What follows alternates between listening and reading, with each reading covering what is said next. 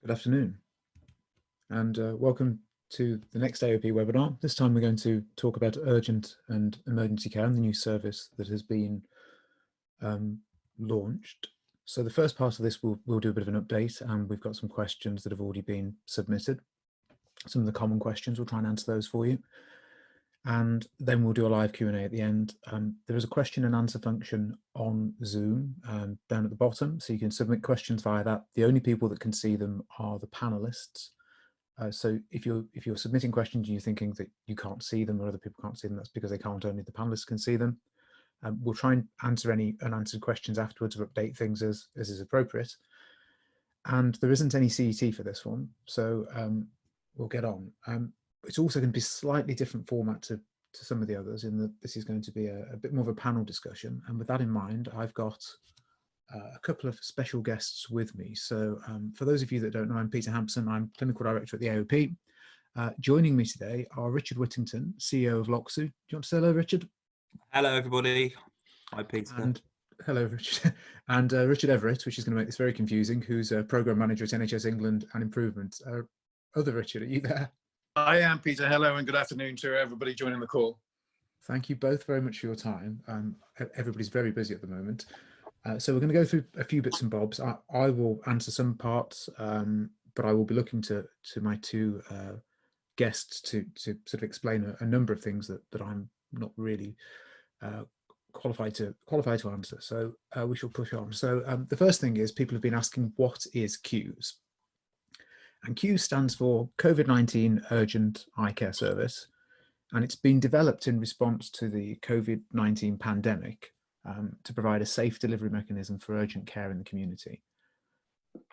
And hopefully a number of you have seen the documents that LOCSU have published over the last few days, which sort of show the pathway and who's involved and all sorts of things. I think the big question people have had or have been asking is, who's developed this scheme? So it's been a bit of a collaboration between NHS England and LOCSU Clinical Council, and it's been endorsed by the ophthalmologists. But at this point, I'm going to first go to Richard Whittington, just to talk a little bit about the LOCSU involvement in developing this scheme, and then I'll go to Richard Everitt after to fill on how NHS England have been involved. Richard Whittington. Hi, thanks, Peter. Yeah, so where it came about, let's start with where it came about. We recognised that urgent emergency care is not essential care. It's different. So we had to put in place something that built on some of the existing services commissioned by CCGs currently, but also gave an opportunity for those CCGs who currently don't commission anything, for example, a minor eye condition service, to commission something to meet the need for urgent and emergency care. So LOCSU, to start, as far as the sector was concerned, started that work alongside NHS England, and also working with two groups from within the Clinical Council, one group dealing primarily with primary care and another group representing the hospital secondary care side of the council. And that's what led to the endorsement of both the College of Optometrists, which was obviously the bit that we were working with from the primary care side, but also the Royal College of Ophthalmologists, which was where the hospital side came from. So that gave us the ability to bring the two sides of the sector in terms of care together, and to be able to endorse the pathway. The pathway builds on most of the principles of the other LOCSU pathways, in terms of being very much rooted in optical practice, delivered ideally through a primary eye care company structure, albeit different commissioners have got different ways of doing that. So it's building on what is known already. But I think, and Richard could comment more on this, it's the first time we've had something that we've actually managed to get endorsed by both colleges and the council simultaneously. So, Richard. Yeah, thanks, Richard. So I guess the role that NHS England played was really as the kind of programme management. We were leading the programme from a programme management perspective, really. And I guess our job was to kind of facilitate the discussions that you've just referred to, Richard. To put it into context, we've managed to develop this suite of documents for CUES within the time frame that would normally take to get a meeting between the respective stakeholders. So that's the kind of pace at which we've been able to work, and it's been an almighty effort across the board. And I'm sure everybody on the call will appreciate that getting a consensus with so many clinicians having some input into this work, ultimately getting a consensus across primary and secondary care clinicians is no mean feat. And so getting that to within a space of 3 or 4 weeks at the very most, and going on then to get the clinical endorsement from both colleges has really been a tremendous effort. And I hope that we take learnings in terms of how we managed to achieve that forward, and we can replicate some of those behaviours in future discussions, because it really has been an almighty effort to get this part. And I'd like to just formally thank colleagues from LOCSU and the Clinical Council in particular for the work that they've done over these past 3 weeks, working not just long hours through the week, but also across weekends too. Thank you both. As you say, it's not an easy thing to get everybody around a table as it normally. So getting the sort of endorsement is quite unique, and bodes well for sort of future ways of working, I think. Let's move on to the next sort of slide, which is just about taking part and sort of how the scheme works. I'm just going to give a very, very high level sort of overview. So the main aim is that it's initially a remote consultation with face-to-face only when it's clinically necessary, and with a sort of an idea that most patients will be able to be managed remotely, and they will be provided with advice and guidance remotely and all sorts. And obviously, nice plug for the AOP. We've got some very useful materials that people can make use of for that. I think that's probably a fair overview, isn't it, Richard Whittington, of what it is? It's mainly designed to keep patients out of practices and only bring them in when it's absolutely necessary. Correct. It's that's the underpinning principle of this, that the patient is seen in a way that is most appropriate to their condition and the way in which they can most appropriately manage the condition. And if we can see a patient without having to see them face to face, that's obviously the ideal solution to this, because it minimises any contact issues. It minimises the need for patients to travel unnecessarily, and most importantly, it minimises the need for them to go into hospital. Perfect. And just to add, if I may, on that, Peter, it's ultimately designed to do two things. It's intended to provide urgent and emergency services for patients who otherwise would not have access to these type of services, because frankly, during this pandemic, there was nowhere else for them to go for these services. And the second thing, as Richard's just alluded to, is to keep those patients away from their alternative points of access, i.e. GPs, accident emergency departments, hospital eye departments. Those are fundamentally what we're trying to achieve with Keys. Yeah, thank you. So people have been asking sort of who can be seen, and I think when we look at the list of who can be seen, it's generally sort of patients presenting with urgent, recent onset conditions, and then the symptoms include sort of distortion and painful eyes, flashes and floaters is a big one, sort of red eyes, painful red eyes, double vision. So it's a very similar list to MECS, but there is this sort of option to get additional input and additional support as well that's built into the pathway. Richard, Everitt, do you want to just explain a little bit about how that provides a little bit of reassurance to our secondary care colleagues about sort of how the additional support can make certain that patients are managed safely? Well, one of the things we've called out in the framework is the need to work collaboratively across primary and secondary care. We've made a reference to that in the service specification.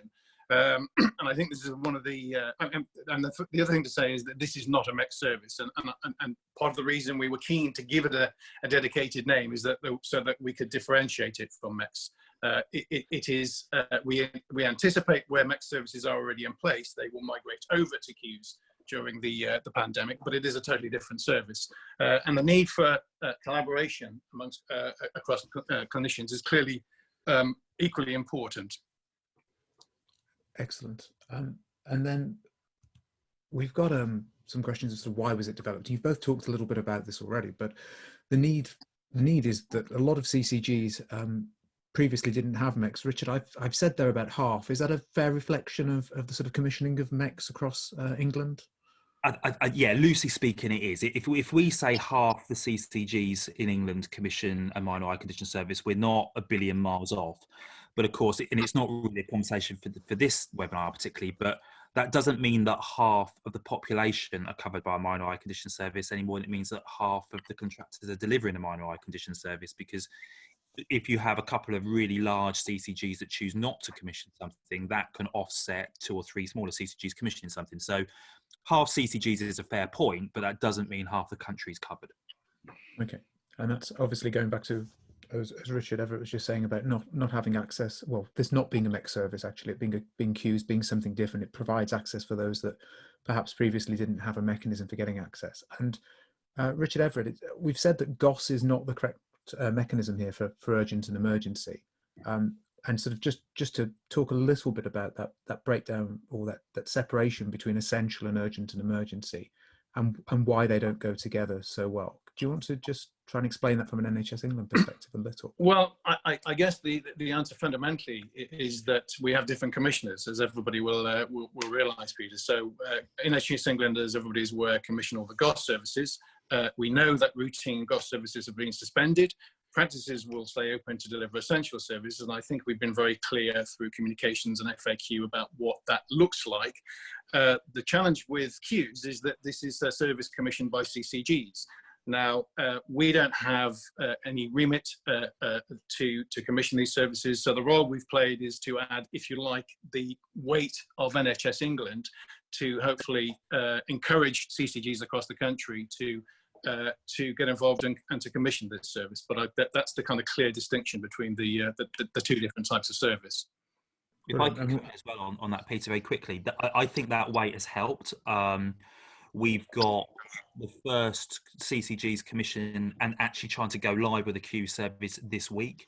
And we've got a whole number of discussions with CCGs going on around the country. So CCGs have picked up this and they are running with it. We obviously need to get it commissioned at pace, but I think NHS England coming in and saying that effectively this is pre-packed, ready to go, not wishing to quote Boris Johnson, but is probably a good thing. Okay, and obviously you've both already talked a little bit about the pressure on the hospitals. I think that's fairly obvious to everybody who's watched the news, that the hospitals are under immense pressure. So anything we as a sector can do to reduce that is obviously welcome. And patient safety and access as well. It's keeping patients away from that already sort of pressurized environment of the hospital, unless it's absolutely essential, which is good for everybody, I think. We're going to go on to some of the pre-submitted questions now. There's about 15 or so, I think. And then we'll do some live questions. I can see them coming in down the side, so we'll start working our way down those in a moment or two. But from the first sort of batch of questions, the first one is, does face-to-face have to be the same practice? Now, I've got a view on this, both Richards, but Richard Whittington, do you want to take first run at that question? I'll take first run. The short answer is no, because as we've said already, the aim of the service is to try and do as much as possible without having to have a face-to-face contact. Now, having said no, it makes sense from a continuity of care perspective from the patient that if a patient does need to be seen on a face-to-face basis, ideally the practice that's done the virtual consultation would probably do the face-to-face consultation. But we do recognise, and I think everybody would recognise, that there's going to be certain barriers at some points where that's not going to be possible. If the patient, for example, needed the intervention of an IP optometrist or an OCT, and the initial practice doesn't have access to that, then it would clearly the patient would need to be seen somewhere else. PPE, which I know is going to come up as a question later on, is going to play into who can and can't see patients, as will just practices themselves open and closing as the kind of pandemic progresses. So the answer is no, albeit I think from a continuity point of view, ideally, if it's possible, you'd have the same patient who's done the same practice doing the virtual and the face-to-face. Okay, and Richard Everitt, do you want to add anything on that? I mean, I've got a view, but is there anything you'd like to add? There's not a great deal I can add. I mean, I echo the points Richard just made there. The simple answer is no, but the reality is, of course, that we want to try to accommodate patients at their practice of choice as often as we can. Excuse me, particularly given the government directive to restrict travel to essential and urgent travel. So that would always be the preference, but for some of the reasons that Richard's highlighted, that may not always be possible with queues. We don't yet know how many practices or hubs are going to be providing the service, because that's dependent upon how successful we are commissioning contracts with CCGs. And so the sheer number of locations alone may have some influence in where patients have to travel to get the service. Okay, and I mean, I don't disagree with really any of that. I think from a clinical perspective, obviously, if you've done the triage or you've done the remote consultation, I should say, it's probably easier if you're the same clinician following that up, because there's less sort of gaps in the system and less need to convey information to others. So I think clinically it's better if you can, but obviously the service has been set up in a way that if it can't be the same person, that's still accounted for. There's still sort of variable or sort of flexibility in the service to enable that, which I think is good. The next question is, has this replaced MECS in my area? Now, you've both sort of talked about that a little already. Richard Everitt has sort of said, this is a different service. This is not a MECS service. And obviously there are a number of MECS services out there. How do we feel this is going to sort of play with areas that have got MECS or similar? It might not be exactly a MECS service. It might be some other service that's similar-ish to MECS. How do we think that's going to work? Richard Everitt, do you want to go first? Yeah, I mean, our expectation, Peter, is that locations that have an existing MECS or equivalent service will migrate to queues fairly easily. I hesitate to use the word easily, but that's our hope. And by that I mean that CCGs commissioning those services will hopefully migrate their commissioning budgets to queues in place of MECS, which is a more appropriate service for the pandemic. The challenges in the areas, as Richard's already mentioned, that don't have an equivalent MECS, because there aren't necessarily commissioning budgets in those localities, and there are a few more obstacles to overcome in order to get the service commissioned and implemented. But where they are, we think it's a fairly logical alternative to MECS, and we don't anticipate having too much resistance from CCGs to migrate over to queues. And I think, Richard, just before I go to Richard Whittington, I think people are worried that this means that their MECS schemes will disappear and all sorts, and that isn't the idea as I understand it. This is if anything changes at all, it will be purely as a response of the pandemic. It's not meant to replace things on a permanent basis. It's a temporary service. It's a service that's been designed specifically to accommodate the requirements of the situation we find ourselves in with COVID-19, and is a temporary service. So it's not intended to replace anything on a long-term basis necessarily.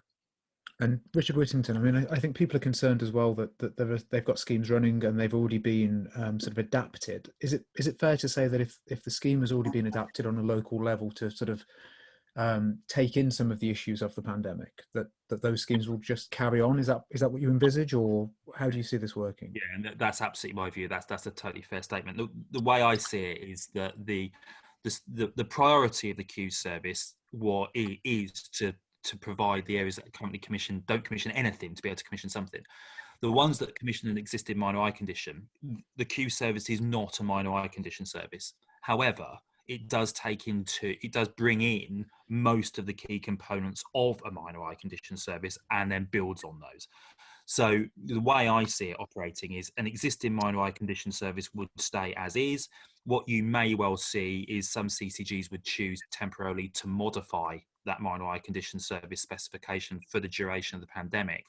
But I don't see a situation necessarily where a CCG would decide, actually, we don't want a minor eye condition service, we do want queues, because frankly, from a commissioning point of view, that's a complete pain to do. It's much easier just to modify what you've got. So I think that's where they'll go. And that's certainly the advice that the optical leads are giving to LOCs, and where they're talking to CCGs with services, will be saying to CCGs. Okay, yeah, and I think that's the sort of reassurance people want. We've seen a number of sort of submitted questions saying, "Will my scheme disappear? Will this replace it?" So I think that answers that for people. Another big question has been, though, how much are they going to get paid for this? What's the fee going to be? I know, Richard Everitt, you said obviously you're not commissioning this; you facilitated the development of this largely. But is there a role for NHS England in the fees for this at all? Is there any input, or is that really just with the CCGs?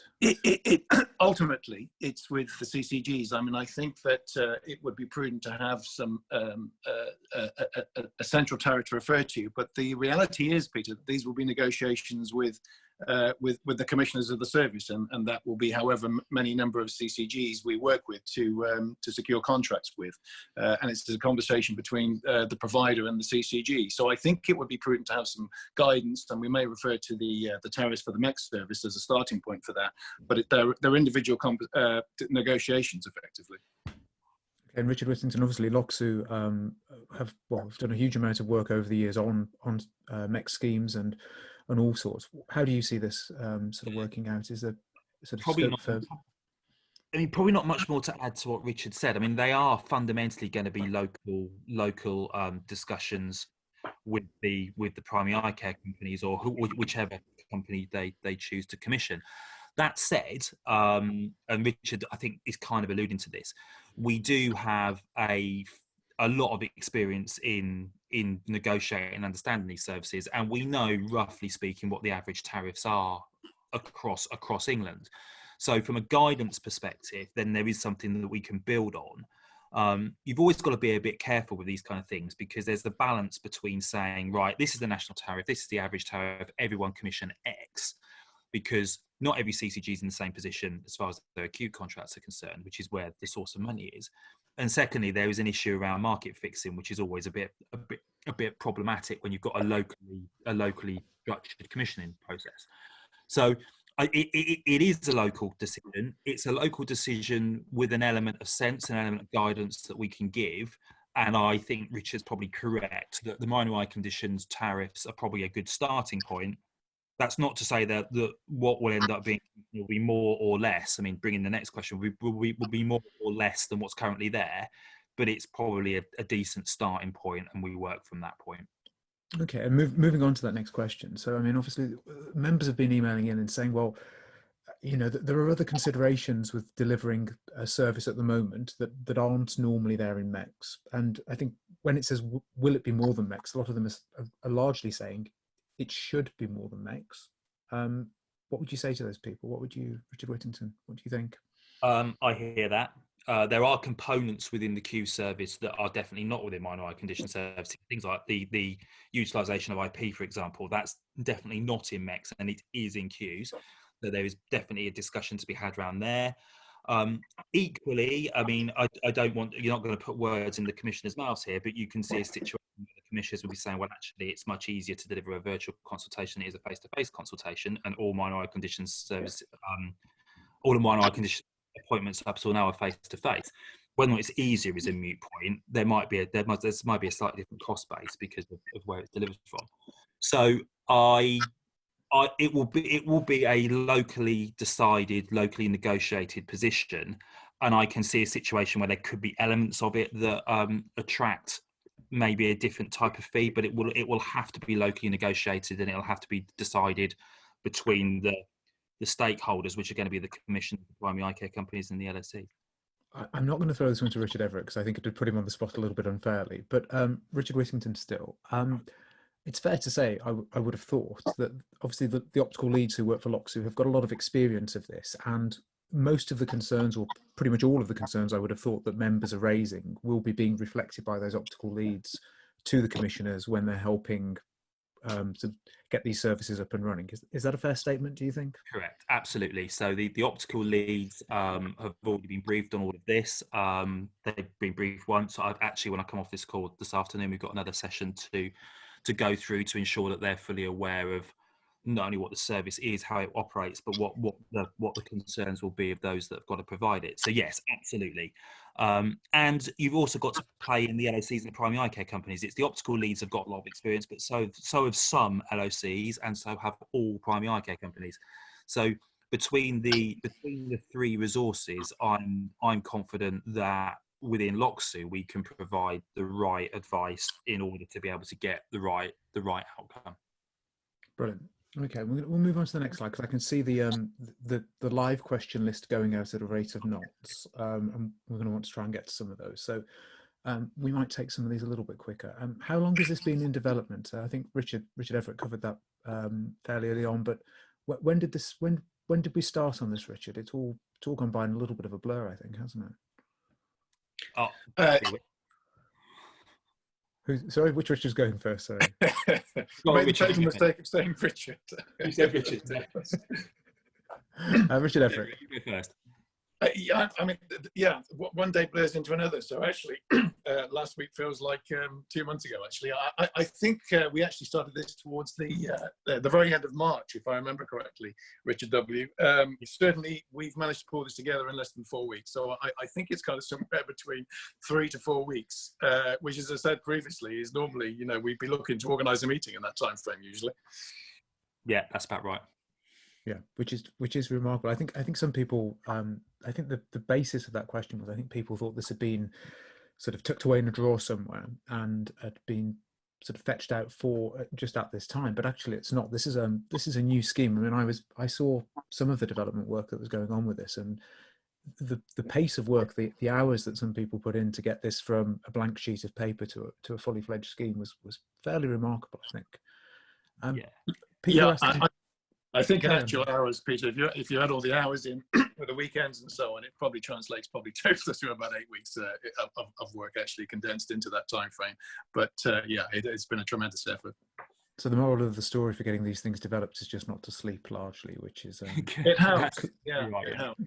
Clearly the way to do it. People are asking, well, we're asking in the pre-submitted questions, when will this be live? When can we see Q schemes going live? I think really that's probably one for Richard Whittington. Now, so as I said previously, we've potentially got at least one service going live this week. So they can, the service is there, the framework's there, commissioners can commission it, it can go live now. Okay. And then we've got a question that was submitted. A number of people are saying that it mentions additional support, it mentions advice and guidance. What does that mean? So and that's part of the interaction that sort of is different in queues, I think, to MEC. So Richard Whittington, do you want to just explain how we envisage that advice and guidance working? Yeah, so one of the underpinning principles of queues is that we work across sectors. So the idea would be that if a patient is seen virtually, you would be able to if you wanted advice from a consultant, for example, you'd be able to locally tap into that advice, make a joint decision if it was appropriate as to whether or not the patient needs to be seen face to face, and if it is face to face, the patient is to be seen face to face, where that would be most appropriate. The default would obviously be primary care, but in discussion it may well be that the recommendation would be to be seen in hospital, and then that can be managed and facilitated in a way that's safest for the patient. So that's built in. The other piece, of course, is that, and it's not quite advice and guidance, but unlike a minor eye condition service, we have got IP built into this as well. So there are certain conditions, there are certain scenarios that in a minor eye condition service would not be able to be managed, but actually can now be managed. So again, you would hope that you've got in each area, there's let's be honest, there's not a whole ton of IP qualified optometrists out there. But there probably are enough that in each area, in each region, there is a cohort that can provide advice and guidance and a service to others if need be. So that is also built into the process of how this service operates. So that's really what we mean by the additional support. So I mean, I think what I'm hearing is that that there's an enhanced role here really for our IP colleagues, who not only will obviously be able to see and treat a greater range of patients directly themselves, but to support other colleagues that aren't, to deliver care sort of in different localities and all sorts, which is quite new, and does go on to the next question a little bit, which is, will my insurance cover this and how will it work? And really, I think that one is sort of more for me, in that we don't think insurance will be a problem for this. We think, you know, AOP insurance and I'm fairly certain all the other insurers as well will cover this quite happily, and largely the interactions are going to be different in some regards to normal. Normally we'd look at the peer standard and we'd say, what would your peers do? Now, there isn't really a peer view for this at the moment, but because this has been endorsed by both colleges, the general view is that makes that meet the test, that makes this the sort of the accepted way of doing things at the moment, even if there isn't that history of it. So as long as you're following advice, working on the information you've got, there's not going to be any sort of insurance problems at all. Obviously, if you completely ignored the advice you were given or something, then you would still be insured, but it would potentially open up some issues. But I don't envisage any colleagues doing that, so I don't think that will be a problem. Next one will be, will my CCG sign up? Richard Everitt, I'm going to put you on the spot a little bit. Now, you can't make them sign up. Will you be encouraging them at all, or? We're absolutely encouraging them, and we are trying to reach as many. I mean, one of the challenges is we don't have, as NHS England, we don't have natural relationships in place with CCGs, which is problematic in situations like this. But we're trying to use our network of contacts. That includes our regional commissioners, it includes our LEHN chairs, regional directors of primary care. We're trying to use all our kind of regional and local contacts to reach CCGs, to make them aware of the service, to encourage them to engage with the service. As Richard alluded to earlier, there is a large network of local specialists working together collaboratively to make the case.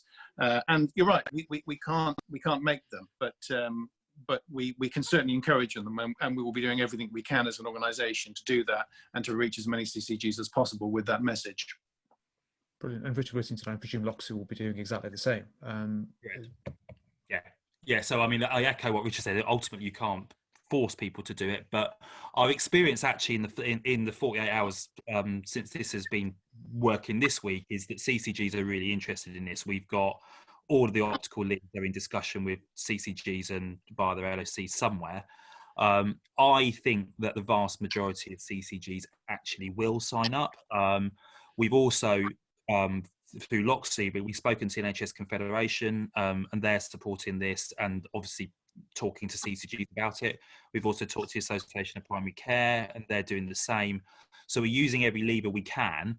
I can't guarantee that every CCG will sign up. I can pretty much guarantee we will try to talk to every single CCG, and we'll see where this lands. But I think the early indications are that there'll be a lot of CCGs that will sign up to it. And then obviously the next question is how do practices, how do members sign up to deliver this? And I'm just sort of casting an eye at the live Q&As as well, and I can see that there are a number that sort of tie into that. So how do practices sign up? Will that be in the same way as with any other sort of schemes? Once they've been commissioned and launched, then practices will just sign up with whoever they've been commissioned with? Is that the process, Richard Whittington? Yeah, that'll be it. So what will I know already that a number of primary eye care companies have already written out to practices probably currently delivering services to say, are they interested? As a service gets commissioned, obviously the LOC will be a part of that process as well. There'll be then the normal process you go through via an LOC to say, all right, who's interested in delivering this? Where are you? What is your process? I mean, different primary eye care companies will have slightly different processes in terms of systems and what have you, but that's totally normal. It will just be the normal process, but it will be done at pace. So whereas a normal service might be 12 weeks from the point of confirmation to going live, I think we're probably looking more like a week. But so it'll be a very much more compressed process, but it'll be the same process. Okay, I think that's good to hear. I think people will be pleased with that. They're eager to, a number of people very eager to take part. Hubs have been mentioned by various people with regard to delivering care for this. I don't know which one of you really wants to take that first, but what do either of you have a view on sort of hubs for delivering this? And if there are hubs, and I'm not saying there are at this point, how will they be picked? Who will pick them? Richard Whittington, let's start with you. Yeah, so actually you've already given the answer that I would do to start with, which is in the first instance, I don't really envisage this being hubs. I think a hub model may potentially emerge later on down the road, particularly if the pandemic lasts for quite a long time. But in the first instance, it will be what I've outlined. So it'll be practices taking part, practices doing virtual consultations, practices then doing face-to-face. If we got to a position where a hub was the required model, then at that point it would be a discussion initially between the commissioner and the provider as to where that hub would be and where it would be most appropriately located. The CCG's responsibility will be to ensure that they've got the required amount of coverage commissioned for their local population, and that's the type of discussion that takes place with every kind of contractor, commissioner, provider relationship. So that's how it would come about. But I think that's something that happens later on. In the first instance, it's about just getting this live on a practice basis. Richard Everitt, has Richard Whittington covered that for you, or is there anything you'd no, like to I add? think no, I think that's absolutely right. I mean, effectively, what we're trying to do, Peter, now is we've got to marry providers who want to deliver this service with CCGs who want to commission it, and we're at the very early stages of those discussions yet. So if you're to ask this question in, I don't know, 3-4 weeks down the road, we'll have a clearer picture of what that's looking like. But that's the challenge, and that picture is going to emerge across the next couple of weeks. But that's the kind of balance we've got to try to draw in terms of matching providers with commissioners. And moving on to the next one, Richard Everitt, I'm going to stay with you on this because the question is, will this service be promoted to patients? And just to give you a little context to this, a few people have pointed to posters in pharmacy windows saying, come to your pharmacist for minor eye conditions type things and all sorts. So I think there's a lot of eagerness to know that eye conditions are going to be directed to optometrists, and that message is going to be out there. Is that something NHS England can help with? Or I think it is something we can help with. I think it's something, to be quite candid, we need to give more thought to, Peter, because truthfully, it's not. I guess it's been a focus just to get to this point where we've been able to launch the service and start having conversations about it. But further thought does need to be how we make patients aware of it. It's a very good point.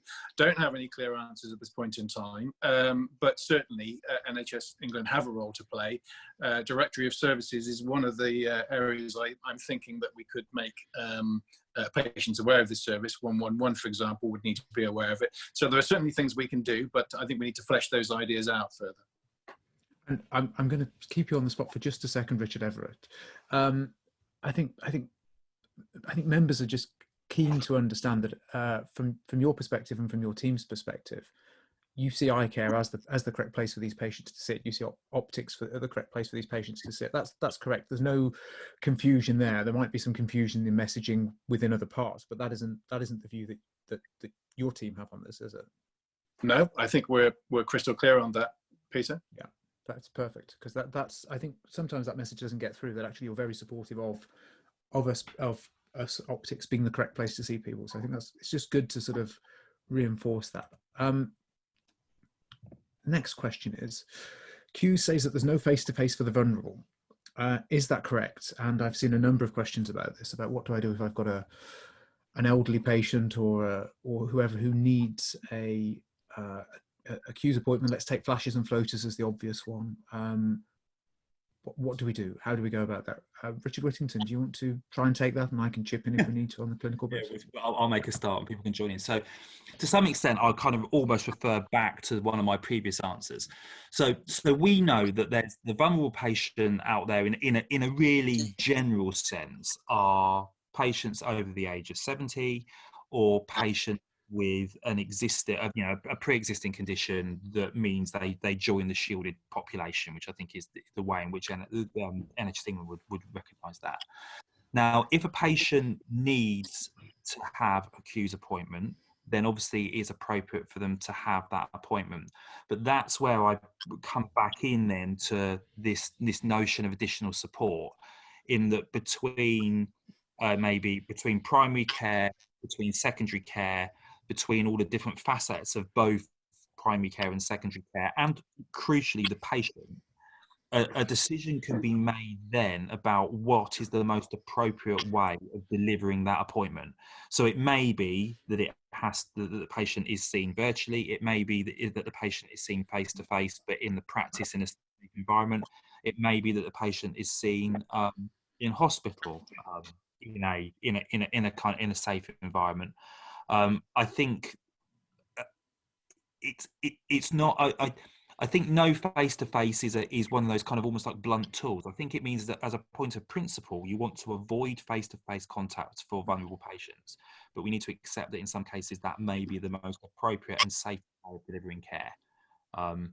That's probably all I've got to say on that one. No, I think that's fine. I know we've spoken to Zoe, who was involved in sort of building the pathway, and I think there are some hard choices in there when we speak to our ophthalmology colleagues as well, that if you have a particularly vulnerable patient and the secondary care would decline to perform the procedure that might be necessary. Let's take a retinal detachment as the example. If they thought the risk was too high to that patient and they couldn't be treated, then it might be there is no face-to-face, and that's quite hard for some of us to sort of get our heads around a little bit. But that's where that sort of interaction with secondary care and seeing whether they could actually provide a service at this point. These aren't normal times. And that's where that interlinking and actually getting that advice and guidance is going to be incredibly important. So I think that covers it. Richard, Everitt, one for you, I think. If practices don't take part in this scheme, is that going to affect their GOS support? Now, I know we've sort of talked about that a little already, but does not taking part in queues affect the average monthly payments that they get for GOS? Absolutely not. So let's be crystal clear about that. We've drawn a clear distinction between essential services and urgent and emergency services. And NHS England will support all practices who are remaining open to deliver essential services through the average monthly GOS payment. And I think we've been pretty clear in our communications about what that looks like and how they will be calculated. Thank you very much. I think you have been clear, but I think at some points the message is just still taking a little while to filter through to practices, and sometimes people get a little bit muddled. There's a lot of new information out there, so I think it's really good just to reinforce that. And I'm going to keep you on the spot, Richard. These are the difficult ones. We've left them to the end. You're both more than welcome to chip in here. Practices are saying they can't get PPE. What should they do first of all? How are they meant to practice if they can't get the PPE that they need? I don't know if there's a volunteer for who'd like to go first with this one. Yeah, well, this one was coming. I mean, this is my number one priority. Having said that, I think over the past 3 weeks or so, I've had about 5 number one priorities, but this is certainly the current one. I think the first thing to say, Peter, is that we've been talking about face-to-face consultations, and the guidance, the recent guidance from PHE released on 2nd of April makes it very clear that face-to-face consultations simply cannot take place without PPE. So that's the first thing to say. And just to reference that in the context of the average monthly GOS payments and what constitutes being open, no practice will be penalised for not being able to see patients on a face-to-face basis if they're unable to access PPE. So that's the first thing to say about it. The second thing is, and we could spend a lot of time talking about this, and we don't have that time, but effectively, the problem is that we don't have access to the PPE supply chain. We've never had a requirement for PPE from a primary care perspective, so we've never been on the PPE radar. So when all the early discussions were taking place around planning and looking at volumes and so on, we weren't even a consideration. So we've come very late to the party. We're at the back of the queue, trying to source PPE at a time where existing users of PPE equipment are struggling to get it. And our first challenge is to get a sustainable source of supply, to get connected to the supply chain so we can give every practice, an opportunity to purchase PPE. And that's something we're working around the clock, trying to find a resolution for. It's proving challenging, to be quite candid, but I think we will get a solution across the next, hopefully, I'm not going to commit to a time frame, but very soon, and hopefully in time to support the queue service. Richard Whittington, anything to add at all? Well, to echo some of those comments, and actually in support of Richard here, because this is very clearly the hardest question. And I've been working on this. This has been my priority, certainly as Richard, amongst many. And I've been working very closely with Richard to try and get a solution to this. And it really is a spider's web trying to work through the minutiae of NHS England and the Department of Health and Social Care to get to what the actual understanding of this is. So really, as Richard said, the key thing here is to get a sustainable source. People will probably be aware on the webinar, I have been looking at mitigations in case that can't be done, and there are a couple that I'm still working on at the moment that we can utilise. But the most important thing at the moment is to try and get a sustainable source through the NHS. The other thing to say is that within the queue's specification, when people have a look at it, we have been very clear that one of the prerequisites for the service is the sustainable supply of PPE. Now, as Richard said, part of the problem here is that in order to be able to access the NHS sources, there's an assumption that you're going to have some kind of pre-existing supply chain account, which obviously we've never had. However, we have CCGs who will be commissioning a service, commissioning a specification where it is pretty explicit that we need to have access to PPE. So my hope is that at the very least, once those CCGs start to commission the service, what that does do is open up the resilience forums and the disruption service, which I know some LOCs have been able to get some small supplies, but would open it up slightly more widely, because we are now talking about NHS commission services. So it is very much watch this space, and I know I won't talk for Richard. I don't really want to put a timescale on stuff, but I certainly think we need to get this solved this week. Thank you both. And while we're on that sort of subject, who's paying for the PPE then? Sorry, where's the bill going for this PPE?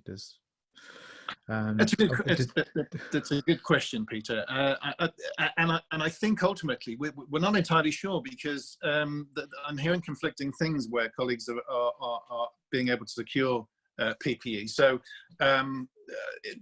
the closest I think comparison I can make is with our dental colleagues in the dental sector who pay for their own PPE from a primary care perspective.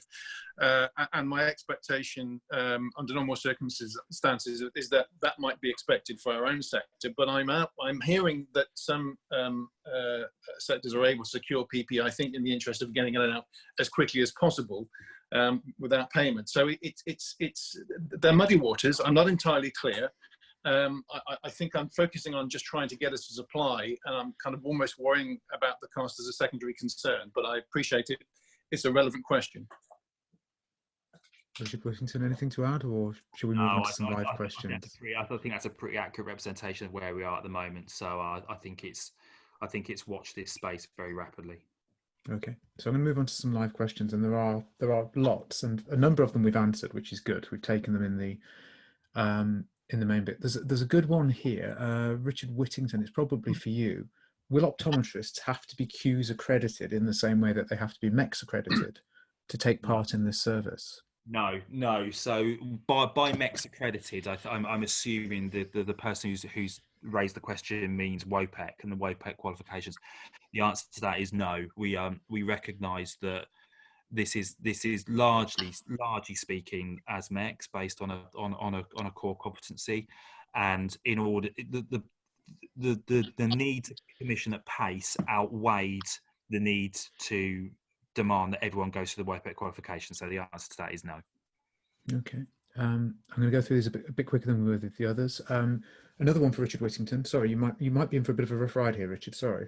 Thank you. So what's the average MEX tariff at the moment? Do you want to? Oh, blimey. That is putting me on the spot. I would say we are. What's the range, if not? We're looking at. I mean, we're probably in terms of fees to practice. You'd be looking at something between the £50 and £60 mark. Okay. So you'd expect, other question saying, will this be the same as MEX, which I think we addressed and said. Yeah, that would be your starting point. Okay. So then, gosh, there are a number again, as usual. How will we get access to the advice and guidance and the additional support from secondary care or IP colleagues? Have we got a plan for how that's going to be coordinated yet? Yeah, Richard? so that will be directly that will be defined by the primary eye care companies. So within the spec, we focused very much on the delivery of the appointments and the delivery of care. There is a piece in there that's talking about single point of access and a hub process for the movement of patients from primary care into secondary care, and actually from secondary care into primary care, and that's where the advice and guidance sits. I'm sure people are aware of this, but just in case they're not, currently in all acute contracts, there is a requirement for hospitals to provide advice and guidance. It's been there for years. It's just that it's not very well known and even less used. So from that perspective, it's in there already. The hub within the spec starts to address that, and it will be delivered via whatever primary eye care company delivers the service. So sorry, Richard, another one for you. Don't worry, Richard Whittington. I've got a couple of good Richard Everitt. Sorry, I've got a couple of good ones for you in a second. So somebody saying, will the fees be different for the 2 episodes? If somebody does the face-to-face and somebody else does the virtual, are they different fees? Is it a combined fee? How does that work? At the moment, we are envisaging it being a single fee, regardless of how the actual appointment's delivered. Okay, and if they have to be split between 2 providers, people are asking how that would work. That will be done. That will be through negotiation with the CCGs as to how they want to do that, because that would be whether or not it's defined as a split tariff or 2 different appointments. Let me come back to you on that one rather than put me on the spot today, but I'll work on that. No, that's fine. I said there were some tough ones, and I think probably that goes back to the point you made earlier, though, about ideally the same person delivers both, because it makes all of that tidier as well, doesn't it? Yeah. There's one here for you, Richard Everitt. You said you didn't want to duck questions to me before, so yeah, I don't remember saying that, Peter. Do you not? Oh, okay. Sorry, maybe I misheard that. So there's one here that says, does this not highlight the issue with commissioning things on a CCG level rather than nationally? Yeah, I wouldn't disagree with that. It might be worth saying that we approached the HSC at the very outset of this to see if there was a possibility of transferring commissioning responsibility to NHS England, because clearly that would overcome a number of the obstacles that we have to face to commission this, in as much as we'd have one commissioner nationally. And whilst that was a possibility, the time it would have taken to get that in place and go through the required changes to regulations and so on, I mean, we'd still be having the conversations about it now. And you know, there was a need for this service to be available urgently, you know, and quickly. And so that wasn't an option, unfortunately. But yes, I think it's a fair comment. Can I come in? Just quickly on this one. I'm always, you know, as an ex CCG director, I'm always slightly defensive of this one. But the short answer is it does. However, there is a solution to this. In that, what we've done is this specification would be best delivered if you have a group or a conglomerate of CCGs commissioning this collectively.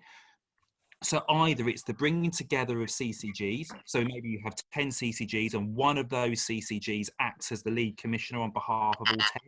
Certainly when I was in the NHS, we've done that before. CCGs have experience of that. All LOC are talking currently within regional forums, and if we were to do this at that sort of level, it not only does it make it easier, it makes it quicker. And if that's not possible, there is the people, CCGs can become associates to other contracts, and the optical leads will be well aware of this.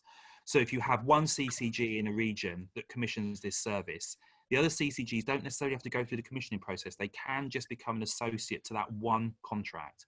So there are quick ways around this. Within LOCSU, we have experience of this. Obviously, I definitely have experienced this on both sides of the wall. So we can advise and we can help. So there are means of getting this done quicker if the CCGs are willing to work in that way. Okay, I think that sounds really encouraging. Richard Everitt, I've got another tough one for you here, sorry. So somebody said that in their view, they think we need to keep queues post-COVID. Now, I know you've been quite clear that this is a different service and it's a temporary service, but the question goes on to say that actually, could this show that in areas that haven't got schemes, that there are better ways of working, new ways of working, and sort of highlight the value of some of these schemes to the community and to optometry as a whole as well? Do you have a view on that? So I think, again, it's important to reiterate that this has been designed with the intention that it's a temporary service through COVID-19. Having said that, we are moving into a different landscape. We are going to be delivering services we haven't delivered before, and I think there's something about seeing a service like this in place, and for everybody to observe it in place and hopefully observe it working effectively. And who knows what implications that might have for what the landscape looks like when we eventually emerge from COVID-19. So I think the simple answer is it has set a number of precedents. It will change the way that people are working. It will change, hopefully, the level of collaboration across the country. And I hope that has a positive impact on what the landscape might look like, as I said, once we emerge from COVID-19. Okay. Another tough one for you, sir. I did say I wasn't going to let you get off. Is it possible that this scheme will be delivered by only one provider? I think there's a few people asked that question or similar questions. that I'm not putting words in your mouth. That isn't the aim with this, is it? This isn't a sort of a DVLA type deal where there's just one person, one contractor providing it. This is about getting coverage across the whole country from as many providers as is appropriate, not from a one single sort of provider model. Is that Richard? Well, I think by virtue of having this this webinar available to all your members, Peter, is kind of sufficient evidence that we want to create awareness for queues as a service. We want people to express an interest in taking part in delivering queues. I've said earlier that all we need to do is make sure that we can match provision against the commissioning of the service across the country, but absolutely not. This is potentially for everybody to get involved with that proviso. Okay, I'm just trying to sift through the questions a little bit as well. There's questions about how we dispose of PPE. Richard Whittington, any sort of grounds that have been made on that as well? Or you've talked a little about how we get them, but how do we dispose of them afterwards? That's what I was going to say. I mean, almost the facetious answer is to say, let's worry about getting it before we worry about disposing it. But there are, I mean, Peter, you'll be aware of this as well. In Wales, there is a process by which there is I think I'm correct in saying this, that the PPE can be double bagged, stored for 72 hours, at which point it can be disposed of via just normal disposal processes. So I suppose that something like that is one option. The other option, I think we need to do more investigation around this, is that within the supply of PPE, I know in some areas there is actually a service or a contract in effect for the disposal of PPE, and we need to look further into that. So it's one of those things that we definitely need to look at. At the moment, we are prioritizing all efforts on actually getting the stuff. Disposal we'll deal with once we know we can definitely get it. But I think that double bagging 72 hours is a good mitigation in the short term. Yeah, so, just to add to Richard's comments, that would be a nice problem to have, quite frankly, if we get to that. But just to clarify, there is currently no national guidance.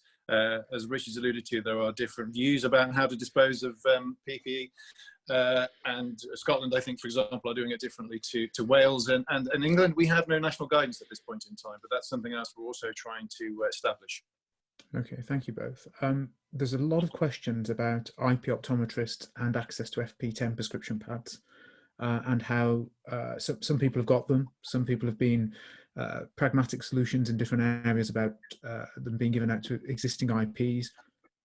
Is that something that can be supported anywhere at all? Sort of the drive to get as many people with prescribing status as possible access to FP10 so that they can write NHS prescriptions for these patients? I don't know who wants to come in on that. Well, I suppose I'll go first. The short answer is obviously yes. That's what we'd have to try to do. It would be, unless I'm mistaken, certainly I can only talk my own experience, which is slightly outdated now. That would be part of the discussion that would take place with the commissioners between the provider organisation and the commissioners, how that comes about. Probably not much more I can say specifically about that, aside from that is a kind of go live type discussion. But there's the principle, absolutely, that would be supported. Yeah, all I would have to add to that, Peter, is that I have a number of LEHN chair colleagues who are looking at this locally and introducing local initiatives to increase the number of clinicians that can provide this service, and trying to connect so that we can look at that and address it at a national level. So it's work that's kind of going on in the background, but will probably take a little bit longer to get to a kind of resolution with some proposals as to how we can achieve that. Okay, thank you. I'm going to say there's one last question, and then I'm mindful of the time. I know you're both incredibly busy and you've got other meetings to get to. So the last question I'm going to take is, which I think is a good one, is queues just for patients that are eligible for GOS, or is it for any patients at all? Silence. Richard Whittington? Yeah, any. So I think in the same way that MEX isn't linked to GOS, is it? So no, it's not. It's not at all. So I mean, I think. Well, there's no doubt. No, to think about it, it's true. What for MEX isn't restricted to GOS patients. But what we do with MEX is we we say in order to be able to deliver a minor eye condition service, you have to be delivering a GOS contract, because there's a whole host of governance issues within the GOS contract that underpin the delivery of the minor eye condition service. So that is the same principle, but in terms of the patients, no, it's based on need. Yeah, echo that. Bearing in mind the point I made earlier, Peter, about one of the fundamental objectives of this is to provide a service for people that otherwise would not have a point of access for these services.